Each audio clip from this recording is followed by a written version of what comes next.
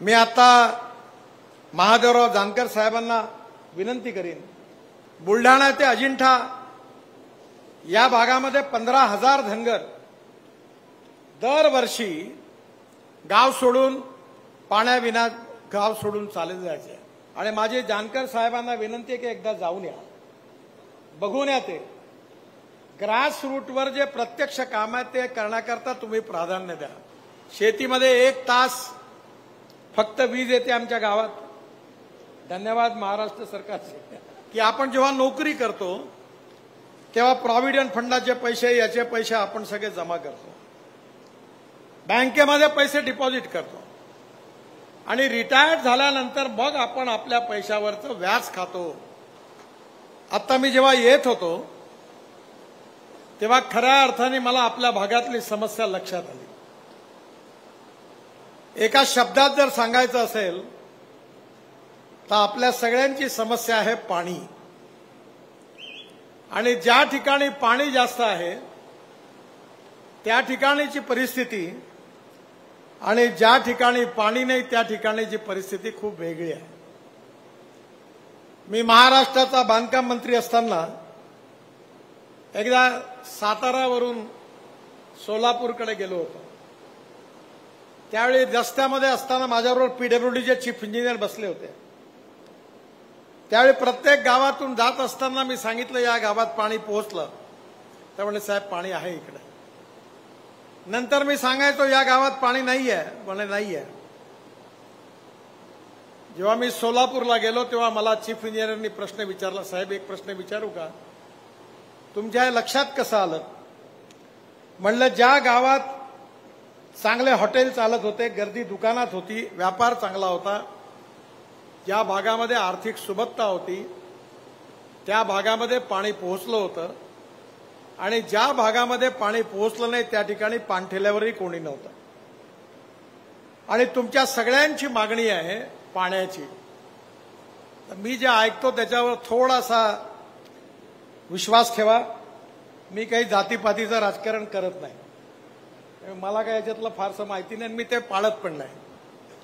मी माझ्या लोकसभा मतदारसंघात लोकांना सांगितलं की मी नागपूरचा आहे, जनता माझी आहे आणि मी जनतेचा आहे.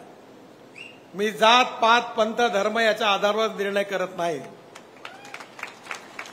आणि म्हणून मी तर सांगितलं की जो करेगी जात की बात उसको कसके पडेगी लात. कारण माझा अनुभव असा आहे की आपल्याला जातीपातीच्या नाही आपल्या विकासाच्या राजकारणाची गरज आहे. गाव गरीब मजदूर शेतकऱ्याचं कल्याण करण्याची गरज आहे. मी आता महादेवराव जानकर साहेबांना विनंती करीन की मी जलसंवर्धनावर पाण्यावर काम करतो. मला 9 विद्यापीठाच्या डॉक्टरेट मिळाल्या, डिलिट्स मिळाल्या, डॉक्टरेट नाही डिलिट्स मिळाल्या आणि त्यातल्या 4 या ॲग्रिकल्चर सायन्सवर मिळालेल्या. महात्मा ज्योतिबा फुले युनिव्हर्सिटी राहुरी, पंजाबराव कृषी विद्यापीठ अकोला, बाबासाहेब आंबेडकर युनिव्हर्सिटी औरंगाबाद, स्वामी रामानंद तीर्थ आणि देशातल्या अजून अशा 5 युनिव्हर्सिटीच्या मिळाल्या.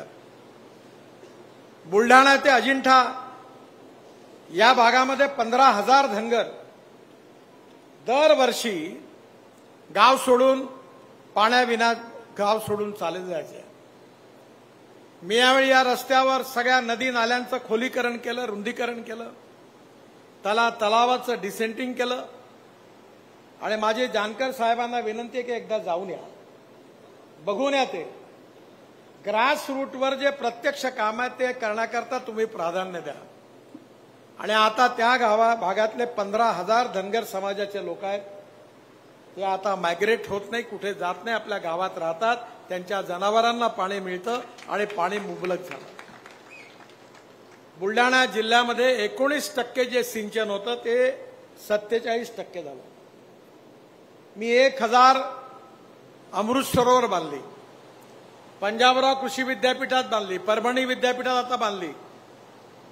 त्यांनी पण मला डिलीट दिली आहे, मला घ्यायला जायचं आहे. याचं कारण पाणी. आणि त्याच्या आधारावर मी स्वतः माझ्या शेतीत प्रयोग केला. माझ्याकडे 60 एकर शेती आहे. शेतीमध्ये 1 तास फक्त वीज येते आमच्या गावात, धन्यवाद महाराष्ट्र सरकारचे. त्याच्यामुळे आम्ही आपल्या गावातली नदी आणि नाल्याचं खोलीकरण, रुंदीकरण केलं आणि नंतर पावसाळ्यामध्ये पाणी साठवलं. धावणाऱ्या पाण्याला चालायला लावा, चालणाऱ्या पाण्याला थांबायला लावा आणि थांबलेल्या पाण्याला जमिनीला प्यायला लावा. तुम्हाला एक गोष्ट सांगतो, माझ्याकडे आता 7.5 हॉर्स पॉवरचे 3 पंप आहेत, 3 विहिरी आहेत. 8 तास पाणी पुरतं. 60 एकर जमीन पूर्ण इरिगेटेड आहे. आणि माझ्याकडे, तुमच्याकडे आश्चर्य नाही आहे पश्चिम महाराष्ट्रात, मी 3 साखर कारखाने चालवतो. आमच्याकडे 22 साखर कारखाने जेवढे होते त्यांनी दिवाळं पिटलं. मी फक्त एकटाच चालवणारा. काहीतरी दुर्बुद्धी केली मी, त्यामुळे चालवतो. आणि तुम्हाला आश्चर्य, माझ्याकडे यावेळी एकरी 88 टन ऊस झाला आणि 11 क्विंटल सोयाबीन एकरी झाला. तर मला माझ्याकडे माझ्या बायकोला यावेळी अवॉर्ड मिळाला पाण्यामुळे. आज जे काही, जसं बघा राजस्थानमध्ये उंट नावाचा प्राणी आहे. मी राजस्थानमध्ये खूप फिरलो, वाळवंटामध्ये. आणि ज्यावेळी पाणी मिळत नाही त्यावेळी त्याचं पोट कापून त्यातून एक पिशवी काढून त्यातलं पाणी लोक पितात. एवढी पाण्याची त्या ठिकाणी तुमच्याकडे तर कमीच आहे पाणी, पण तुमच्यापेक्षा 3 पटीने वाईट हालत राजस्थानमधल्या वाळवंटात आहे. पण या सगळ्या परिस्थितीमध्ये मी वॉटर रिसोर्सेस मंत्री असताना मी त्या भागात पण पाणी पोहोचवलं. राजस्थानच्या 11 जिल्ह्यात पाणी नेलं.